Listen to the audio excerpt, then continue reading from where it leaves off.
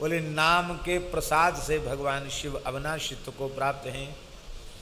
यद्यपि उनका बाह्य वेश अमंगल के जैसा प्रतीत होता है, अब अस्थि की माला धारण करना यह कोई मंगल की चीज नहीं है, मुंडमाल धारण करना यह कोई मंगल की वस्तु नहीं है, भस्म रमाना चिता भस्मा लेपह ये भी कोई मंगल की वस्तु नहीं है।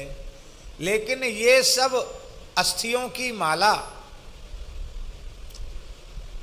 मुंडमाला और चिता भस्म ये शिव जी क्यों धारण करते हैं? इसके दो हेतु हैं। एक हेतु तो ये है कि श्री राम नाम की महिमा का बोध कराने के लिए करते हैं कि संसार में हड्डी को, चिता भस्म को, इनको छू करके किसी मृत देह को छूकर नहाना पड़ता है, और ऐसी अपवित्र वस्तुएं देख लो मैं अपने शरीर पर धारण करता हूँ।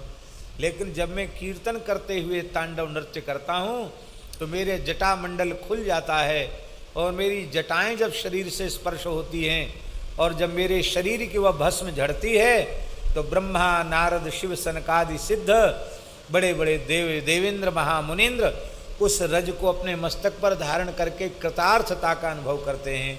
ये हरिनाम की कैसी अपूर्व महिमा है। जो अमंगल वस्तु थी वो नाम महिमा से परम मंगलमयी हो गई, तो नाम महिमा का ज्ञान कराने के लिए ऐसा करते। एक भाव। दूसरा भाव ये है कि सामान्य किसी विमुख की हड्डी या उनके भस्म को वे धारण नहीं करते हैं। देखने में ऐसा ही लगता है लेकिन ऐसा नहीं है। ऐसे नाम निष्ठ भक्त जिन्होंने इतना अधिक नाम का आश्रय लिया है, कहते ना अब इतना अधिक म्यादी बुखार हो गया कि हड्डी में घुस गया बुखार, ऐसे ही भजन करते करते जिनका भजन हड्डी में प्रविष्ट हो गया, जिनकी अस्थियों से भी भगवान नाम प्रकट होने लग जाता है, ऐसे नामनिष्ठ संतों के अस्थियों को भगवान शिव धारण करते हैं। उन हड्डियों से नाम कीर्तन का श्रवण करने के लोभ से और उन भक्तों के आलिंगन के लोभ से। इसी वृंदावन की घटना है। ठाकुर श्री विजय कृष्ण गोस्वामी जी जटिया बाबा वृंदावन विराज रहे थे, साधन कर रहे थे। उसी समय वृंदावन कुंभ आया जिसको बैठक कुंभ कहते हैं, और उस कुंभ में ठाकुर श्री विजय कृष्ण गोस्वामी जी जा रहे थे तो सहसा एक स्थल पर वे रुक गए। ये यही क्षेत्र है, ये ज्ञान गुदरी बंसीवट टिटिया स्थान, इसी क्षेत्र की बात है। तो रुक गए, तो एकदम भाव समाधि में चले गए। तो परिकर ने पूछा कि जय जय यहाँ क्या बात है? बोले यहाँ की भूमि से हरे कृष्ण महामंत्र की ध्वनि प्रकट हो रही है। अरे अच्छा, हम लोगों को तो सुनाई नहीं पड़ता। बोले कान लगा के सुनो।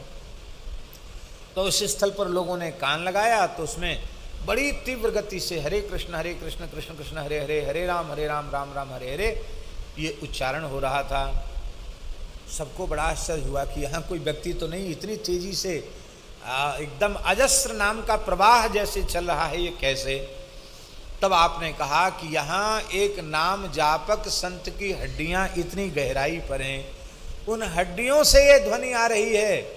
अच्छा, तो लोगों ने कहा ठाकुर आपकी आज्ञा हो तो इसको खोदें। बोले हाँ, तुम्हारी विश्वास नहीं तो खोद लो। तो महाराज जी खोदा तो उसको हड्डियां मिली और सबने स्पष्ट बिना कान लगाए सबने अस्थियों से महामंत्र की अजस्र ध्वनि का श्रवण किया। बोले देखो अब, तब तो भूमि में समाधि में थी, अब खोद दिया है तो इनको जमुना जी के जल में विराजमान कर दो। तो ठाकुर ने, सब लोगों ने हड्डी लेकर के यमुना जी के जल में विराजमान किया। महाभारत में अश्वमेध पर्व में स्पष्ट लिखा है कि सुरथ और सुधन्वा नामक भक्त के मुंड को भगवान शिव ने अपनी मुंडमाला में स्थान दिया। आप महाभारत ग्रंथ को उठाकर उस प्रकरण को पढ़कर देख लेना। क्यों? बोले युद्ध लीला देखने के लिए वो भी आए थे, भगवान शिव भी। तो देखा कि कटे हुए सुरथ के और सुधन्वा के मस्तक से भी श्री कृष्ण गोविंद हरे मुरारे हे नाथ नारायण वासुदेव कृष्ण कृष्ण कृष्ण कृष्ण निकल रहा है।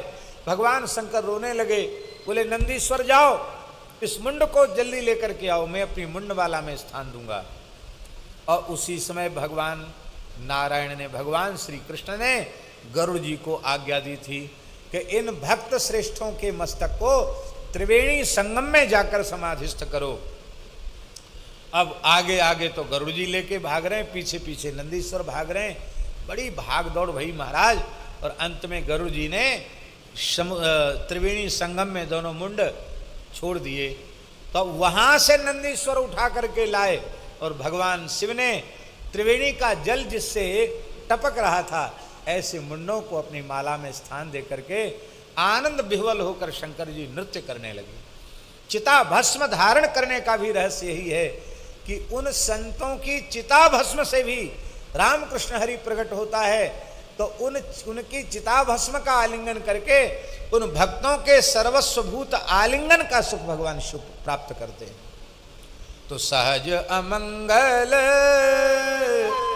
मंगल राशि, सहज अमंगल है, अमंगल का साज है। साज माने सजावट, अमंगल की है लेकिन मंगल की राशि है।